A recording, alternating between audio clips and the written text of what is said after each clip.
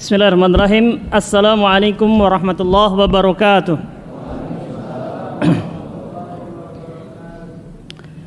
Alhamdulillahirabbil alamin wassalatu wassalamu ala asyrafil anbiya wal mursalin Muhammad ibn Abdullah wa ala alihi wa sahbihi wasallam.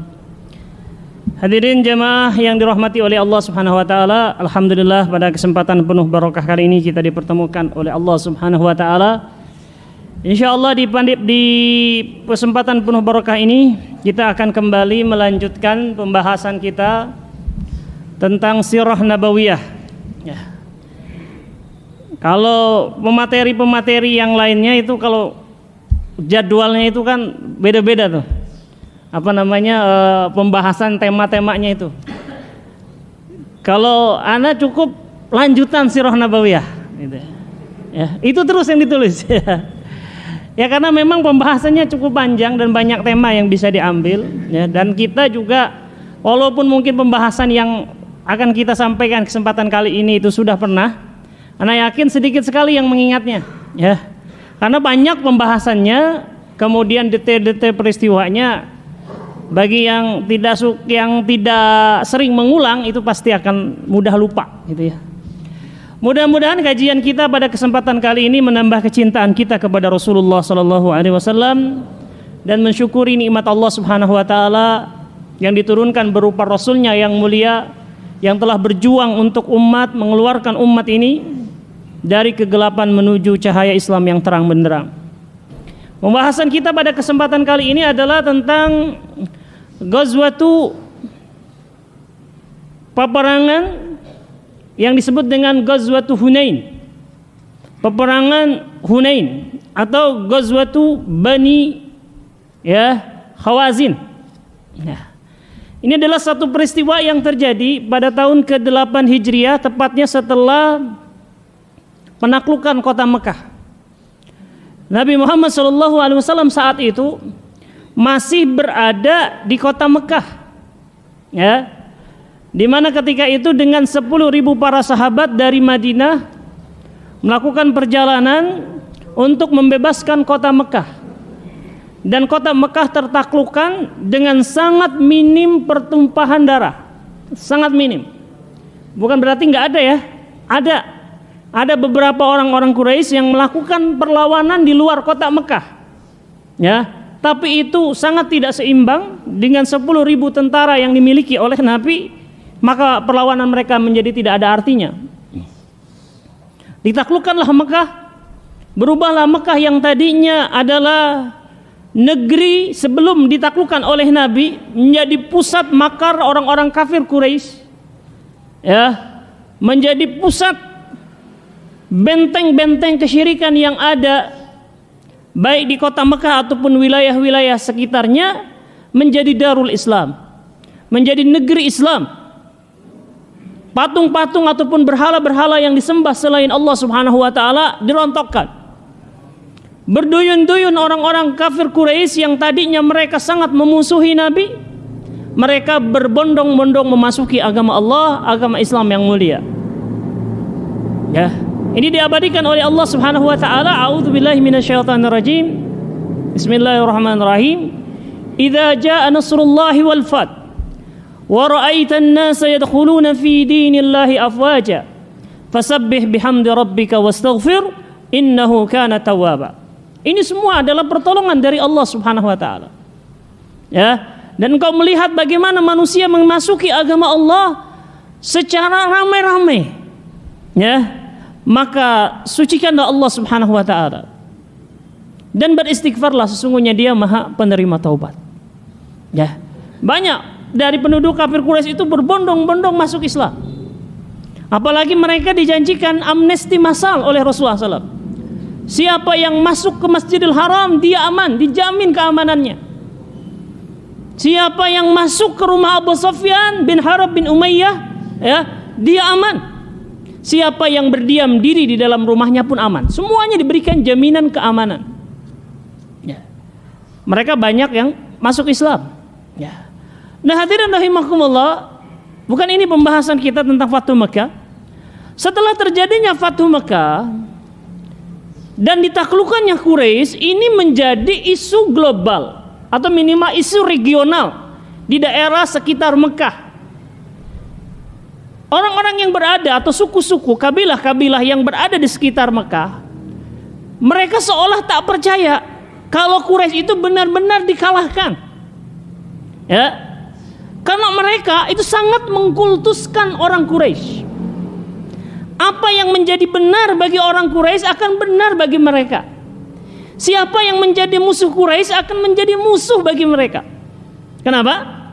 Karena orang-orang Arab yang ada di sekitar Mekah gak mungkin menganggap Quraisy itu akan dikalahkan, apalagi di atas kebatilan.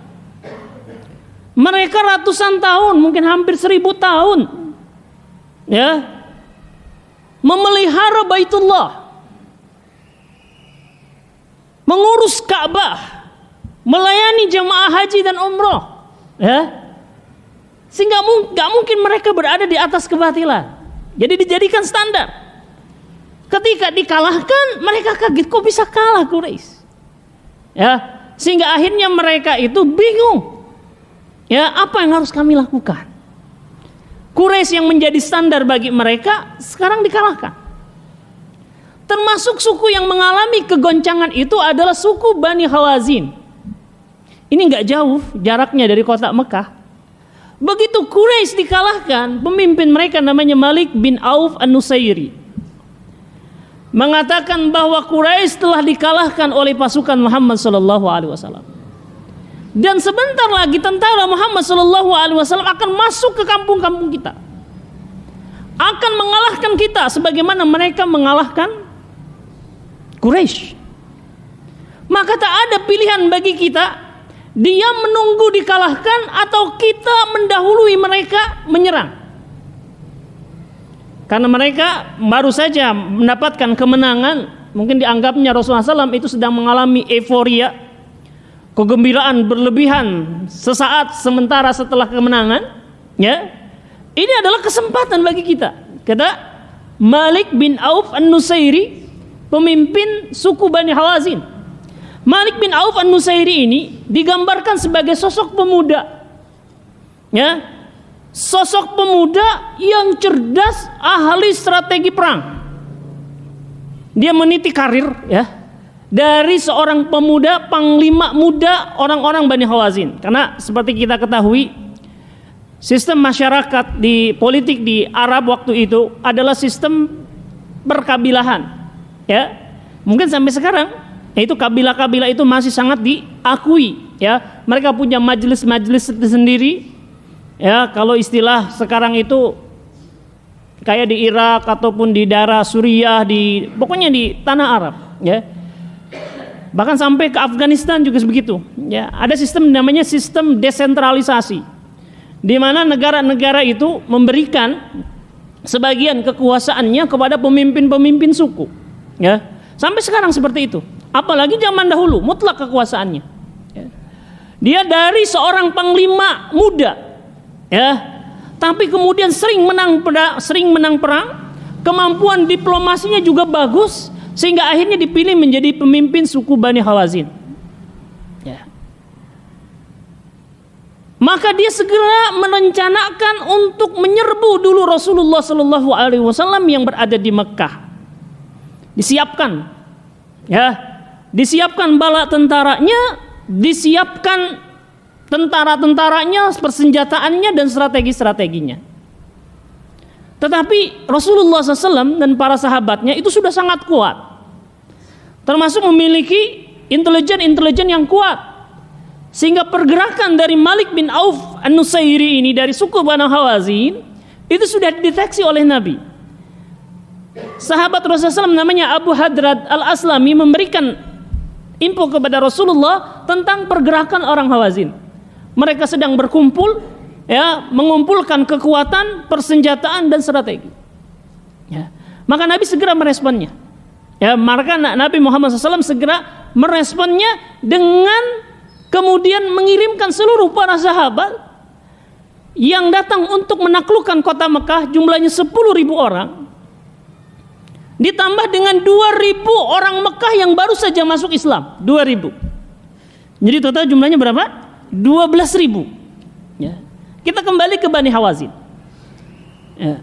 Di sini Malik bin Auf An-Nusairi menggunakan kecerdasannya di dalam strategi perang. Dia buat strategi perang ya, yang kelak akan menyulitkan kaum muslimin. Yang pertama, dia menggariskan bahwa pertempuran itu akan berada di lembah-lembah Hunain. Ya. Lembah Hunain adalah lembah yang mereka kuasai. Maka dia mengidekan agar seluruh perbukitan tempat-tempat yang lebih tinggi dari padang-padang atau tempat-tempat lapang untuk dikuasai oleh Bani Hawazin. Ya. Karena kalau sudah menguasai tempat yang tinggi, itu untuk menghabisi musuh gampang. Tinggal lemparin aja anak panah, timparin tombak dari atas, ya. Maka yang di bawah bakal gelegepan. Ya. Yang dari atas bisa melihat yang di bawah, yang dari bawah nggak bisa melihat ke atas. Dan itu strategi pertempuran kuno, ya, yang masih dipakai sampai sekarang. Ya, kuasai perbukitan, kuasai tempat-tempat yang tinggi, Anda jadi pemenang. Gitu. Ini strategi pertama. Strategi kedua, untuk memperkuat mental pasukannya, Malik bin Auf An-Nusairi mengharuskan wanita-wanita dan anak-anak yang dimiliki prajuritnya itu untuk ikut serta. Ya, bahkan harta-harta yang mungkin bisa dibawa, semua dibawa. Hewan ternak, emas, perak, semuanya dibawa. Ya, bukan hanya kalau dulu harta rampasan perang yang paling berharga itu kuda-kuda, unta-unta dan pelana-pelananya. Ya, itu rampasan perang. Tapi Malik bin Auf bawa semua hartanya. Orang-orang Bani Hawazin. Ya. Nah, strategi ini dikritisi oleh tetua mereka, penasehat senior mereka namanya Duraid As-Simah. Ya. Dia katakan Duraid ini sudah buta matanya, tapi dia dengar bahwa si Malik bin Auf An-Nusairi ini membawa anak-anak dan perempuan. Kata Duraid, apa yang kau lakukan wahai Malik? Ini strategi yang ajib, strategi yang garib, strategi yang asing. Kenapa engkau menyertakan anak-anak dan perempuan-perempuan? Tidak ada ceritanya perempuan dan anak-anak itu menambah kekuatan. Kalau kita itu menang, maka kemenangan itu bukan disebabkan karena perempuan dan anak-anak. Kalau kita kalah, maka kita telah mengorbankan anak-anak dan istri-istri kita itu menjadi korban lebih dulu. Ya. Tetapi di sini Malik bin Auf itu kehilangan akalnya, dia mencuekkan nasihat ini. Ya, apa yang engkau tahu tentang strategiku wahai Duraid? Ya, engkau tidak tahu apa-apa. Dia melecehkan, merendahkan seorang tetua Duraid Al-Asimah ini. Ya.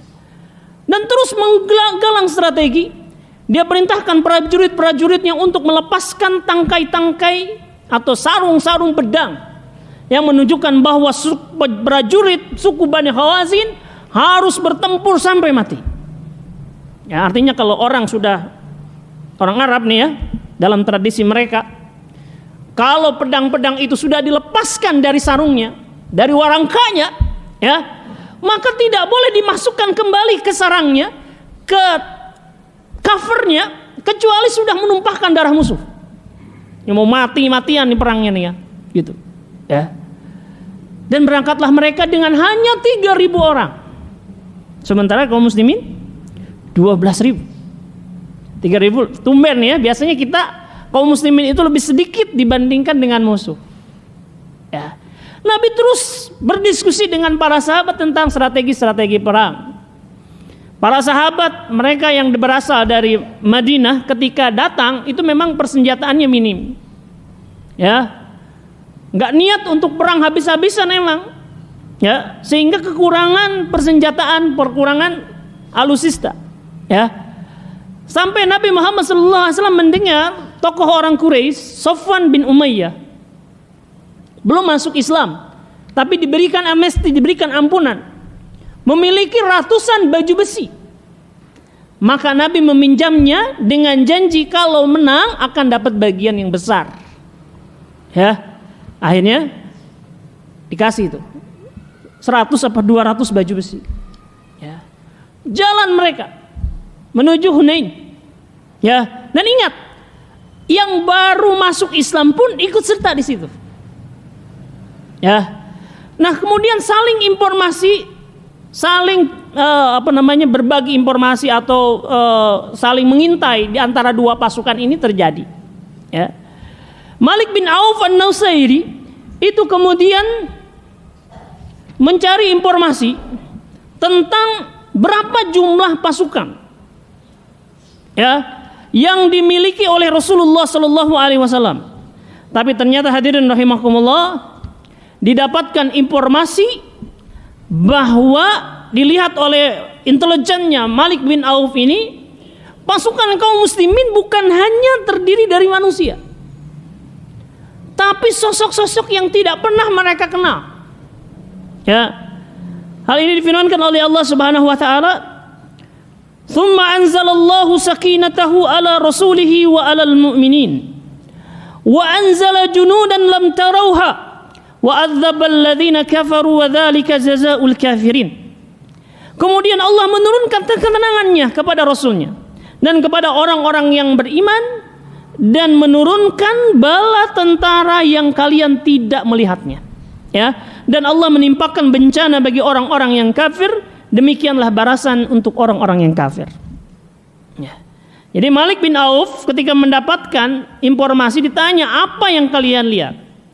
Dijawab, kami melihat orang-orang berpakaian putih menunggang kuda yang sangat kencang larinya. Ya. Demi Allah, kita tidak akan bisa bertahan melawan pasukan itu. Ya, tapi kalau Malik bin Auf tidak. Ya, dia mencuekkan informasi itu dan terus melaju menuju Hunain. Sementara itu kaum muslimun pun berangkat. Ya, orang-orang yang baru masuk Islam belum tertarbiyah dengan baik. Mereka mengatakan, alangkah banyaknya pasukan ini, alangkah gagahnya pasukan kita. Ya, demi Allah, pasukan kita saking banyaknya dan kuatnya, tak akan ada yang bisa mengalahkan. Muncul tafakhur, muncul membanggakan diri, semata-mata juga karena jumlah banyak, senjata banyak. Ya, ini ditegur oleh Allah Subhanahu wa taala. Laqad nasarakumullahu fi mawatin katsirah wa yauma Hunain id a'jabatkum kasratukum falam tughni ankum syai'a wa dhaqat 'alaikumul ardu bima rahubat thumma wallaitum mudbirin. Kata Allah. Ya, sesungguhnya Allah telah menolong kalian kaum muslimin di tempat-tempat pertempuran yang banyak. Wa yauma Hunain, dan di pertempuran Hunain. Apa itu yang terjadi? Id ajabatkum kasratukum, ketika ya orang-orang kalian ajabatkum, ujub, kagum dengan diri sendiri. Ya, karena saking banyaknya jumlahnya. Falam tughni ankum syai'a, padahal jumlah yang banyak itu tidak akan memberikan manfaat untuk kalian sedikit pun. Wadaqat alaikumul ardu bima rahubat. Ya, dan bumi itu akan terasa sempit bagi kalian. Kemudian kalian akan dipukul mundur. Ya, ini teguran dari Allah. Yang kedua, orang-orang Quraisy, orang-orang jahiliyah dahulu, itu mereka punya tempat-tempat tabaruk, tempat-tempat mohon keberkahan. Salah satunya orang Quraisy punya yang disebut Datu Anwat. Datu Anwat itu pohon yang rindang, pohon sidr, ya. Nggak tahu pohon sidr kayak apa, pokoknya disebut pohon sidr. Ya, itu pohonnya gede, kemudian rindang pohonnya. Kalau mereka mau perang, ya, atau mau berantem lah, gitu ya, itu mereka akan bawa senjata mereka, ya, kemudian digantungkan di pohon itu. Mereka beritikaf, ya, 1 hari 1 malam, memohon keberkahan agar pedang mereka itu benar-benar kuat. Nah, mereka baru masuk Islam dan kemudian minta kepada Rasulullah, ya Rasulullah, ij'al lana dhata anwat kama lahum dhata anwat. Ya Rasulullah, buatkan kepada kami semisal dhatu anwat, sebagaimana orang-orang jahiliyah itu mereka memiliki dhatu anwat. Ya. Maka Nabi Muhammad SAW menolaknya. Ya, dan menganggap ini adalah perbuatan yang tidak beres. Ini adalah perbuatan kesesatan. Ya, kata Rasulullah sallallahu alaihi wasallam, Allahu Akbar. Permintaan kalian ini persis seperti permintaan kaum Nabi Musa kepada Musa. Ketika mengatakan, ya Musa ij'al lana ilahan kama lahum alihah, qala innakum qaumun tajhalun. Ya Musa, kata kaumnya, jadikan bagi kami Tuhan-Tuhan lain, sebagaimana mereka memiliki Tuhan-Tuhan lain. Maka Musa menjawab, innakum qaumun tajhalun, sungguh kalian orang yang tersesat. Ya, ini sebenarnya wajar karena Nabi marah, tapi marahnya tidak marah besar karena memang mereka baru masuk Islam. Berangkat pasukan ini 12.000 orang. Ya. 12.000 itu satu stadion ya. Banyak. Ya. Langsung ketika itu sampai di Hunain setelah fajar tiba. Ya. Memang Nabi strateginya biasanya begitu. Jadi masuk ke tempat musuh atau menyerang musuh persis setelah fajar tiba. Sepi tempat itu, lembah Hunain. Masuk, menyebar ya di tanah-tanah lapang, dan beliau tahu bahwa orang-orang Hunain itu orang-orang Hawazin akan sampai di sana. Tapi tidak menyangka, tidak ada informasi kalau orang-orang Hawazin itu sudah berada di titik-titik yang tinggi. Begitu masuk, serangan anak panah bertubi-tubi terlempar dari atas menghinggapi kaum muslimin. Dan kaum muslimin baru aja nyampe, ya, sehingga nggak siap strateginya. Ya, yang tadinya banyak kemudian terpecah-pecah karena serangan bertubi-tubi mendadak dari orang-orang Hawazin. Akhirnya kalang kabut, panik. Ya, kalau sudah panik, ini repot. Ya, tidak bisa menenteramkan diri, tidak bisa mengkontrol pasukan, ya. Akhirnya sebagian malah kabur. Melarikan diri atau minimal berteduh melindungi diri dari serangan anak panah dan tombak-tombak dari atas. Dan Nabi Muhammad SAW harus bisa mengontrol pasukan ini. Maka Rasulullah SAW memanggil orang-orang untuk berkumpul dan tidak menjauh dan mengkonsolidasikan pasukan. Beliau mengatakan, ana nabi la kadzib, ana ibnu Abdul Muttalib. Beliau berteriak-teriak, sesungguhnya aku adalah nabi, tidak ada keraguan untukku, dan sesungguhnya aku adalah keturunannya Abdul Muttalib. Yang lari duluan itu bukan para sahabat dari kaum Ansar atau sahabat yang datang dari mana? Dari Madinah, bukan. Yang kabur duluan yang 2.000 itu. Ya. Maka Nabi memanggilnya ana ibnu Abdul Muttalib. Saya adalah keturunnya Abdul Muttalib. Kenapa beliau begitu? Karena bagi masyarakat Quraisy dan masyarakat Arab ketika itu, yang namanya garis keturunan, nasab, itu sangat diperhatikan, sangat diperhitungkan. Ya. Mereka siap untuk membela apa saja demi membela lineal, demi membela keturunan ataupun juga garis nasabnya. Dan garis nasab Rasulullah SAW adalah yang terbaik sehingga digugah mereka untuk melakukan pembelaan kepada Rasulullah. Ingat ya, nasab Nabi Muhammad SAW adalah yang terbaik. Beliau mengatakan, Innallaha astafa Kinanah min waladi Ismail, wastafa ya Bani Hashim min waladi Kinanah, wastafa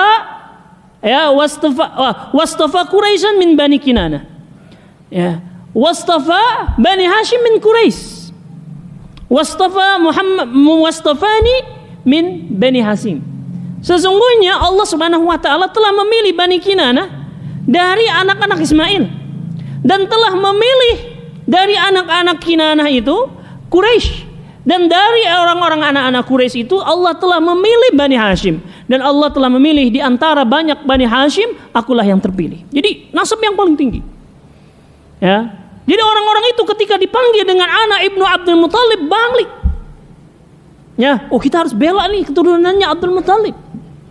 Sehingga kemudian kaum muslimin terkonsolidasi kembali yang namanya jumlahnya 12.000 ditambah keimanan yang tinggi dari para sahabat, tidak sulit untuk kemudian membalikkan keadaan. Ya, dipukul balik, akhirnya kalah itu pasukan. Ya, Hawazin kehilangan 70 orang di antara pasukannya, mati 70 orang itu.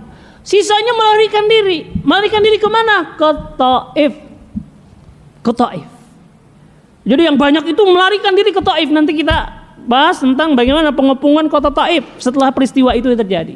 Ya, mereka meninggalkan anak-anak, mereka meninggalkan istri-istri mereka meninggalkan harta rampasan perang mereka banyak sekali. Ini yang apa dikatakan oleh tetua mereka. Makanya kalau orang tua ngomong, dengerin. Ya, mereka telah makan asam garam, mereka telah banyak pengalaman. Ya, ilmu mereka bukan yang dibaca, tapi ilmu mereka adalah ilmu yang mereka alami. Tuh, lihat akibatnya. Anak-anak dan perempuan, ya, tertawan akhirnya ada 6.000, ya, anak-anak dan perempuan, bukan 6.000 jumlahnya ya. Kalau jumlahnya 3.000 nggak mungkin 6.000 ya. Banyak ditawan oleh kaum muslimin. Kumpulkan itu di perbatasan antara Mekah sampai ke arah Hunain itu, di suatu tempat namanya Jironah, dikumpulin. Ya, nggak dibagi-bagiin dulu. Maksudnya apa? Siapa tahu orang-orang Hawazin itu ada yang sadar tobat, nanti kembaliin hartanya. Kan kalau udah tobat, udah masuk Islam, harta mereka dijamin dikembalikan lagi. Ternyata nggak datang-datang. Nah, ini dibagi-bagi tuh, ya, dibagi-bagi. Ah, Nabi Muhammad SAW membagi-bagi harta rampasan perang. 1/5 untuk beliau, ya, karena itu ketentuan dari Allah. Bukan beliau garisin sendiri 1/5, ya. Kemudian dibagi-bagikan kepada para sahabat. Yang paling banyak dapat bagian itu adalah orang yang baru masuk Islam. Sofwan bin Umayyah 100 ekor unta. Ya, banyak tuh, 100 ekor unta, satu ekor untanya 50 juta, 5 miliar. Nah, banyak tuh ya. Terus siapa lagi? Ya, Abu Sufyan bin Harb al-Umawi, 100 ekor unta, baru masuk Islam. Ya. Anaknya 100 ekor unta. Dibagi-bagi. Ya. Yang pertama bagi-bagi itu untuk orang-orang yang baru masuk Islam. Ya. Yang kedua orang-orang muhajirin. Ya, karena mereka di Madinah miskin, ya, orang-orang yang kekurangan diberikan, ya. Udah habis, orang Ansor gak kebagian. Jadi saking banyaknya yang ikut serta, harta banyak juga jadi gak cukup. Orang Ansor gak kebagian. Ya, muncul mereka itu, kok kita gak kebagian ya? Ya, kamu kebagian gak? Enggak. Kita adukan ke pimpinan kita. Diadukan kepada pimpinan kita. Itu gimana? Orang yang baru masuk Islam dapat bagian. Ya? Orang yang muhajirin dapat. Kita nggak dapat. Terus gimana? Adukan. Akhirnya datang pemimpin-pemimpin Ansor ini kepada Rasulullah. Mereka menyatakan bahwa kaumnya mempertanyakan, kenapa nggak bagian? Nggak dapat bagian. Kata Rasulullah, nah kalian sendiri pemimpin-pemimpin Ansar, bagaimana sikap kalian? Kalian kan nyampein nih keluhan, kalian sendiri gimana? Dijawab, kami adalah bagian dari kaum kami. Ya kami juga sama ya Rasulullah, seperti hanya mereka. Baik, kata Rasulullah, kumpulkan mereka di tanah lapang. Semua orang Ansar yang ikut serta kumpulkan. Ya, kumpulin. Dikumpulkan sama Rasulullah Sallallahu Alaihi Wasallam. Kemudian beliau mengatakan kurang lebih seperti ini teksnya. Ya, telah datang kepada kamu kabar bahwa kalian mempertanyakan pembagian harta rampasan perang pada orang-orang yang baru masuk Islam dan orang-orang muhajirin. Aku bagikan itu untuk memperkuat keislaman mereka dan demi mengokohkan kedudukan mereka. Ya, aku jelas maksud beliau. Untuk mengokohkan keislaman, untuk apa? Memperkuat keislaman dan mengokohkan mereka. Para sahabat yang miskin-miskin, ya, diberikan bagian lebih. Ya. Dan kalian mempertanyakan itu, benar? Benar wahai Rasulullah. Ya. Kaum Ansar, aku akan berikan kepada kalian beberapa pernyataan, kalian bisa membantahnya atau bisa mengiyakannya. Kaum Ansar, kalian dulu dalam keadaan tersesat, tidak mengetahui kebenaran, tidak mengetahui Allah, tidak mengetahui hakikat kebenaran yang sebenarnya. Lantas aku datang kepada kalian dan kalian bisa memeluk Islam. Dulu kalian gontok-gontokan satu sama lain, perang. Ya, lantas aku datang mempersatukan kalian. Benar, itu kami akui. Ya, dan kalian ya berada di lembah jahiliyah, dalam apa namanya, budaya-budaya jahiliyah. Lantas aku datang membawa Islam. Iya benar ya Rasulullah. Ya, apa jawab kalian? Ya, kami mengakuinya dan kami nggak akan membantahnya. Kata Rasulullah Sallallahu Alaihi Wasallam, sebenarnya kalian bisa membalasnya. Kalian bisa mengatakan, ya Muhammad, Anda datang dalam keadaan terusir oleh kaum Anda. Ya? Lantas aku datang, lantas kami tampung di tempat kami. Engkau dikejar-kejar oleh kaummu sendiri, lantas kami memberikan perlindungan. Engkau datang kepada kami dalam tidak mempunyai harta apapun, tidak mempunyai kedudukan apapun di tengah-tengah kaum. Lantas engkau balik, engkau datang ke tempat kami, ya, dalam keadaan yang aman, dalam keadaan berkecukupan. Seri, ya, kalian bisa jawab. Ya kaum Ansar, seandainya aku ini tidak dilahirkan di Mekah, aku juga orang Ansar.